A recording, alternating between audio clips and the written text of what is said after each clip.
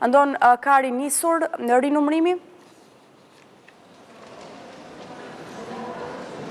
Po, vion rihapja e kutive për Peqinin dhe Gramshin. Pra, dy kizazët e caktuara nga Komisioni i Ankesave dhe Sanksioneve, vetëm për të rinumëruar fletët e votimit dhe jo votat për Peqinin dhe Gramshin. Dhe kanë filluar edhe tensionet e para, ne mund të shohim edhe me ndihmën e operatorit, janë dy zyrtar të Partisë Demokratike, ish deputeti Aurel Bylykbashi, i cili humbi mandatin për shkak se Partia Demokratike mori vetëm 4 mandate, dhe Blendi Himçi, i 4-ti në listën e Partisë Demokratike në qarkun e Elbasanit, dhe pretendimi është se kanë zbuluar një tren të 5 bullgar, kësaj radhe në Bardhas të Gjocajt, qendra e votimit 2294, vetëm për shkak se është gjetur një flet bosh. Pra, sipas Partisë Demokratike, prova e vetme e trenave bullgar është gjetja e një flete bosh në një kuti votimi, çfarë mund të ketë sjell trenin bullgar. Dhe Partia Demokratike, pra zyrtarët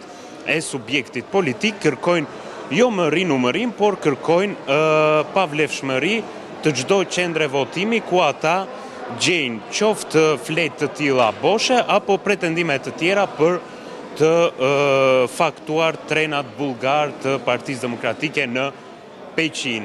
Pra, janë zyrtarët, dy zyrtarët e Partisë Demokratike, të cilët po ndryjnë thuajse në çdo qendër tavolin numërimi votash. Por kthehemi edhe një herë tek procesi i numërimit të votave, së shpejti pritet të përfundoj ky proces për 94 qendrat e votimit në Peqin dhe në Gramsh, megjithatë do të jetë Komisioni i Ankesave dhe Sanksioneve që do të vendosë edhe për pretendimet e Partisë Demokratike. Fill pas Elbasanit pritet filloj Tirana.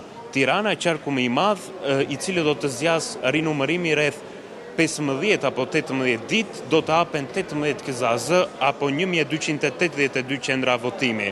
Aty ku bëhet edhe betejë më e madhe në fakt, qoftë për një mandat, qoftë edhe për kandidatët e listave të Partisë Demokratike dhe Partisë Socialiste.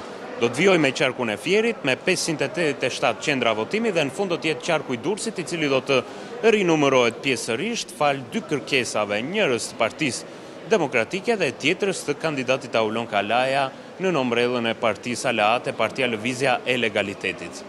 Faleminderit, Andon, për raportimin e drejt për drejt.